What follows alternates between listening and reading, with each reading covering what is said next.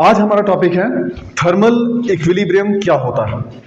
हमने थर्मोडायनामिक्स के बारे में पढ़ा, सिस्टम क्या होता है, सराउंडिंग क्या होती है, एडियाबैटिक प्रोसेस कौन सा होता है और डायाथर्मिक वाल्व्स कौन सी होती है। ठीक है, अब नेक्स्ट टॉपिक है हमारा थर्मल इक्विलिब्रियम। देखो जैसे थर्मल है, थर्मल वर्ड से ही पता चल रहा है कि which is related to something related to heat. Thermal okay, thermo का मतलब ही हीट होता है। तो थर्मल इक्विलिब्रियम का क्या मतलब हुआ कि जिसमें इक्विलिब्रियम से ऐसे लगता नहीं कि एक वर्ड है जो इक्वल के रिलेटेड है, इक्वल इक्विलिब्रियम। तो थर्मल इक्विलिब्रियम क्या है, चलो सबसे पहले इसको टॉपिक ले लो। Thermal equilibrium, thermal equilibrium. हमें पता है कि जो हीट है वो हमेशा एक हॉट बॉडी से कोल्ड बॉडी की तरफ ट्रांसफर होती है। जिसका टेम्परेचर ज्यादा हो बॉडी का, उससे हमेशा कम टेम्परेचर वाली बॉडी पे हीट हमेशा ट्रांसफर होती है। ओके, अब एक स्टेज ऐसी आ जाती है उसमें कि जिसमें दोनों बॉडीज का टेम्परेचर बिल्कुल सेम हो जाता है। अगर कुछ देर के बाद देखो, सबसे पहले एक का टेम्परेचर अलग होगा, दूसरी का टेम्परेचर और अलग है। ठीक है, लेकिन कुछ देर के बाद जब उन दोनों को हम कांटेक्ट में रखेंगे तो उसके बाद क्या होगा कि एक स्टेज ऐसी आएगी जब दोनों का टेम्परेचर बिल्कुल सेम होगा। अब इसमें एक क्वेश्चन अराइज होता है कि जो ये इक्विलिब्रियम आया, इक्विलिब्रियम मतलब कि बराबरी आई, टेम्परेचर बराबर हुआ, ये जो चीज कोल्ड थी उसकी वजह से जो हॉट बॉडी है वो कोल्ड हुई और बराबर हो गई, या फिर जो हॉट बॉडी थी उसकी वजह से कोल्ड वाली बॉडी भी थोड़ी सी हॉट होकर बराबर हो गई। इसमें आंसर है कि हॉट की वजह से कोल्ड बॉडी जो है ना वो भी थोड़ी सी हॉट हो गई, थोड़ी गर्म हो गई। क्यों? क्योंकि हीट जो है वो हमेशा hot body to cold body transfer होती है। तो hot body to cold body मतलब जो हीट है वो टेम्परेचर जिसका हाई था उस बॉडी से लो टेम्परेचर वाली बॉडी की तरफ हीट ट्रांसफर हुई है। तो एक स्टेज ऐसी आ गई जब दोनों का टेम्परेचर बिल्कुल सेम था, दोनों बॉडीज का, तो तब हम कहेंगे वो दोनों बॉडीज क्या है, सेम टेम्परेचर, यानी कि थर्मल इक्विलिब्रियम में है। थर्मल मतलब हीट, इक्विलिब्रियम मतलब बराबर की, तो बराबर की हीट है दोनों में। ओके, तो अब इसको लिखते हैं थर्मल इक्विलिब्रियम क्या है। We know that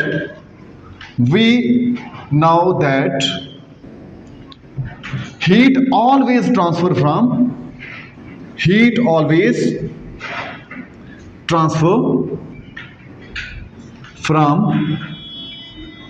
a body at higher temperature, जिसका टेम्परेचर ज्यादा हो, temperature to a body at lower temperature, जिसका टेम्परेचर कम होगा, लोअर टेम्परेचर। लेकिन कब तक? जब तक वो बराबर ना हो जाती। ऐसा नहीं कि हॉट से ट्रांसफर होती रहेगी।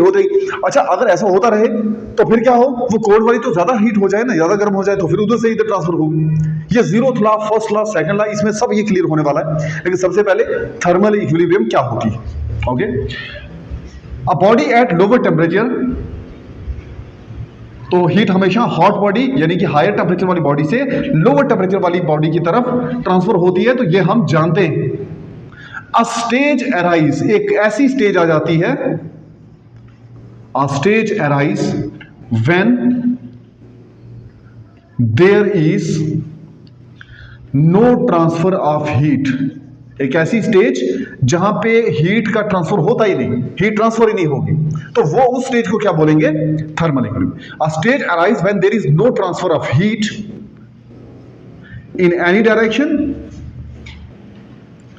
एनी डायरेक्शन, मतलब कोई भी बॉडी जो है ना वो हीट ट्रांसफर नहीं कर रही होगी क्योंकि दोनों बराबर है। Any direction by any body, कोई भी दोनों बॉडीज में से कोई भी नहीं करेगी हीट को transfer, any body. This stage is called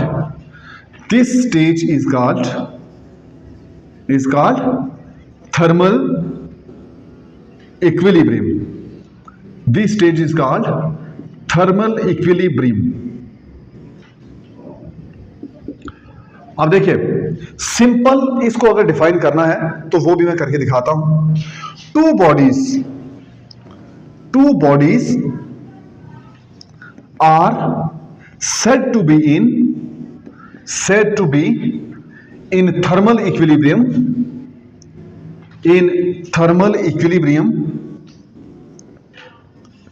if the temperature of both of them is same, दोनों के दोनों का अगर टेम्परेचर बिल्कुल सेम है तब हम ये कहेंगे कि वो दोनों बॉडीज क्या है, थर्मल इक्विलिब्रियम है। There will be no transfer of heat from any body to any body, दोनों बराबर है। Both the bodies same and hence there is no transfer of heat, इस तरह से कोई भी हीट का ट्रांसफर नहीं है, तो दोनों का टेम्परेचर सेम होने की वजह से हम ये कहेंगे कि दोनों की दोनों बॉडीज क्या है, थर्मल इक्विलिब्रियम में है। अब नेक्स्ट टॉपिक है zeroth law of thermodynamics. Zeroth law of thermodynamics, उसके बाद फर्स्ट लॉ ऑफ थर्मोडायनेमिक्स हम पढ़ेंगे, इंटरनल एनर्जी के बारे में पढ़ेंगे, और उसके बाद 3 अलग अलग स्टेटमेंट्स पढ़ेंगे इसके सेकंड लॉ ऑफ थर्मोडायनेमिक्स की। ठीक है, तो सबसे पहले जीरोथ लॉ। अगर दो अलग अलग बॉडीज के साथ जो अलग अलग टेम्परेचर पर होगी, शायद या सेम भी हो सकता है, दो अलग अलग बॉडीज अगर किसी तीसरी बॉडी के थर्मल इक्विलिब्रियम में हो, देखो अभी हमने डिस्कस किया कि थर्मल इक्विलिब्रियम क्या है, तो अगर दो बॉडीज अलग अलग बॉडीज अगर इक्विलिब्रियम में यानी थर्मल इक्विलिब्रियम में हो किसी तीसरी बॉडी के, तब वो आपस में भी क्या होंगी, थर्मल इक्विलिब्रियम में। नहीं समझ आया, मैं ये कह रहा हूं, मान लो एक कोई बॉडी है ए, बॉडी ए, और ये है यहां पे कोई भी बी है, ये ऑब्जेक्ट है दूसरा, यानी दूसरी बॉडी बी है। ए का कुछ अलग टेम्परेचर होगा, बी का कुछ अलग टेम्परेचर होगा।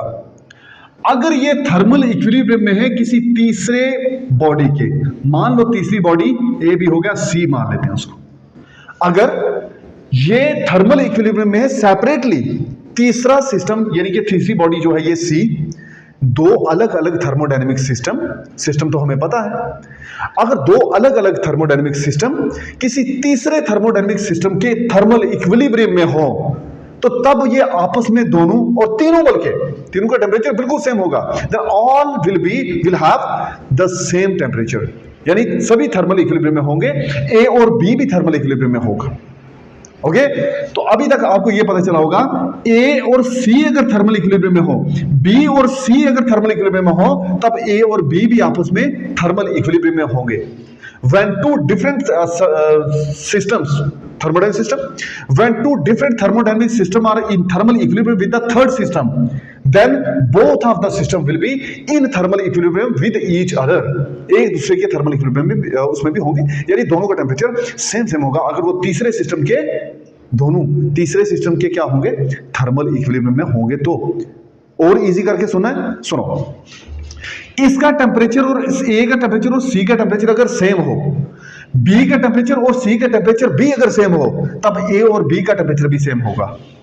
अब बहुत आसान है, सेम टेम्परेचर मतलब थर्मल इक्विलिब्रियम। मैं ये वर्ड थर्मल इक्विलिब्रियम इसलिए यूज कर रहा था क्योंकि अभी हमने उसी के बारे में डिस्कस किया था, थर्मल इक्विलिब्रियम, ये आपस में भी thermal equilibrium.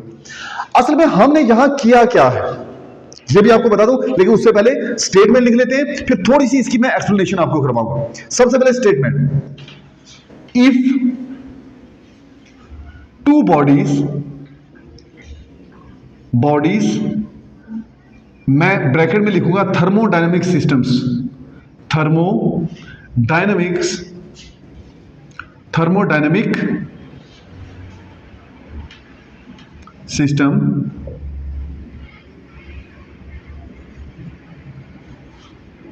are in thermal equilibrium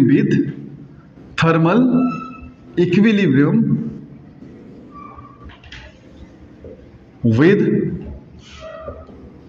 the third system,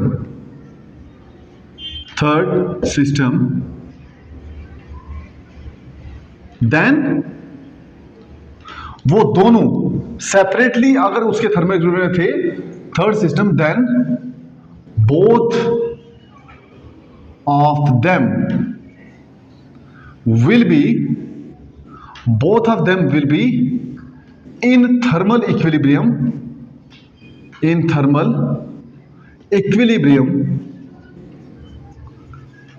with each other, एक दूसरे के थर्मल इक्विलिब्रियम में भी होंगे अगर वो तीसरे किसी सिस्टम के थर्मल इक्विलिब्रियम में। थोड़ी सी इसकी एक्सप्लेनेशन कर लेते हैं, एक्सप्लेन करते हैं इसको, एक्सप्लेनेशन। देखिए आपको पता है डायाथर्मिक वाल कौन सी होती है और एडियाबेटिक वाल कौन सी होती है, ठीक है। डायाथर्मिक वाल जो होती है ना उसमें से हीट एनर्जी ट्रांसफर हो जाती है, एडियाबेटिक में से नहीं होती, ठीक है। मैटर की तो उसमें बात ही नहीं है, मैटर तो ट्रांसफर होगा ही नहीं, लेकिन डायाथर्मिक में से हीट ट्रांसफर हो जाती है। तो यहां से हम इस वाल को, ये वाली जो है, दोनों को सेपरेटली जो पार्टीशन में है, मतलब ये इसको अलग कर रही है, इसको अलग कर रही है, ए और बी को अलग कर रही है, ठीक है। ये जो वाल है, इस वाल को हम मान लेते हैं ये है डायाथर्मिक, मतलब हीट ट्रांसफर हो सकती है, थर्मिक। और ये जो है दोनों ए और बी के बीच में ये वाली वाल, इसको हम एडियाबेटिक वाल समझेंगे, एडियाबेटिक वाल, ये एडियाबेटिक वाल है, ठीक है ना। एडियाबेटिक वाल और डायाथर्मिक वाल। एडियाबेटिक का क्या मतलब, यहां से यहां ए से बी को हीट ट्रांसफर नहीं होगी, लेकिन ए से सी तो हो सकती है, ए से भी सी जाएगी, बी से भी सी जाएगी, हो सकता है अगर ये थर्मल इक्विलिब्रियम में इसके है तो दोनों का टेम्परेचर सेम है, दोनों का टेम्परेचर सेम है, बट ए और बी का सेम ही होगा, ये लॉ कहता है, ठीक है। ए और बी का भी टेम्परेचर सेम हो, इसमें से हीट ट्रांसफर नहीं होगी।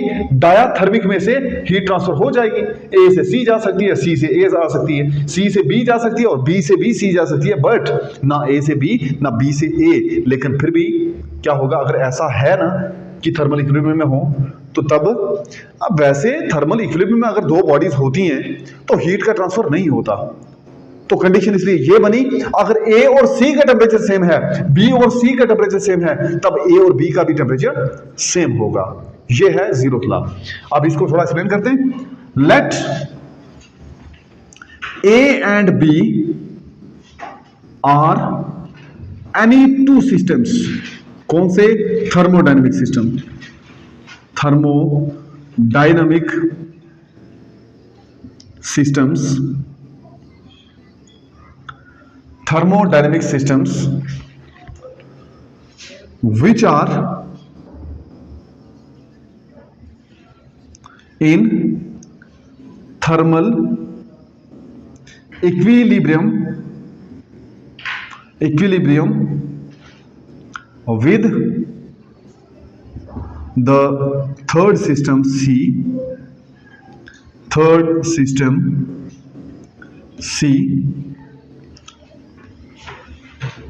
ठीक है, वो थर्मल इक्विलिब्रियम में किसी तीसरे सिस्टम सी के। Late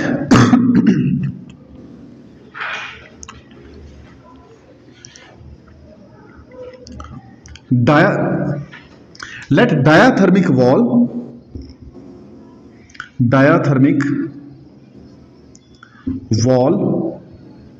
separates, okay. Diathermic wall जो है ना वो सेपरेट कर रही है ए और बी को सी से, separates A and B from C, but adiabatic wall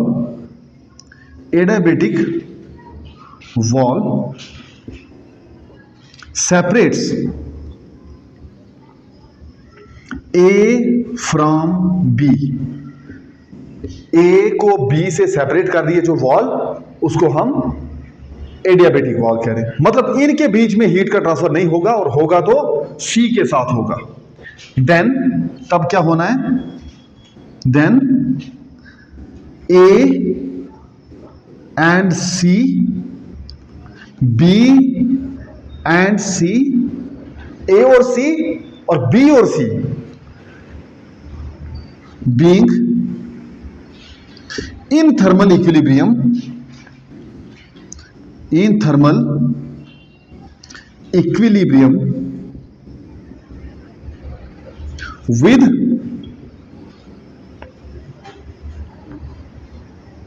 each other. ये ईच अदर कौन है?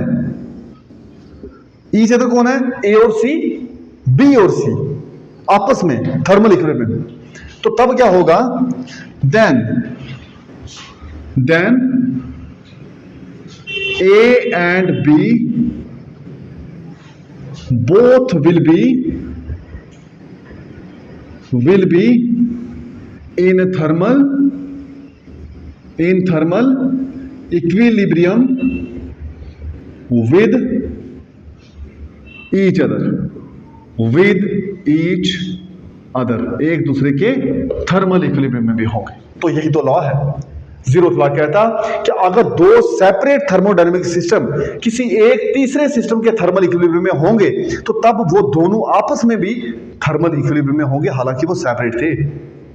ओके, तो this is zeroth law of thermodynamics.